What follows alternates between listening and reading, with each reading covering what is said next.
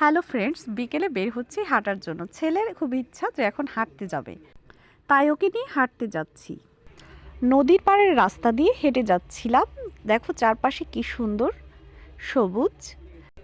যেহেতু বিকালে হাঁটতে বেরিয়েছি, সামনেই বাজার আছে, ভেবেছি একটু সবজি বাজার করে নেব। আমার বাবুটা একটা মাটির ঢিপির উপর উঠেছে, বলছে মা পাহাড়ে উঠেছি। এখান থেকে সূর্যাস্তটা অনেক সুন্দর দেখা যাচ্ছে। তারপর আমরা বাজারের দিকে রওনা দিচ্ছি, হাঁটছি। সামনেই বাজার, আমরা লেকের পাড় দিয়ে হেঁটে এই যে চলে এসেছি সবজি বাজারে।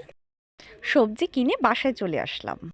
নতুন আলু উঠেছে, টমেটো, তারপর ফুলকপি, পেঁপে, এখানে বেগুন, মূলা নিয়ে নিয়েছি বাজার থেকে। গরম গরম ভাপা পিঠে নিয়ে এসেছি। শীতের দিনে গরম গরম পিঠা খেতে কিন্তু ভালোই লাগে। পিঠাগুলো খুবই নরম ছিল। গরম গরম পিঠা খেতে খেতে আজকের ব্লগ শেষ করলাম।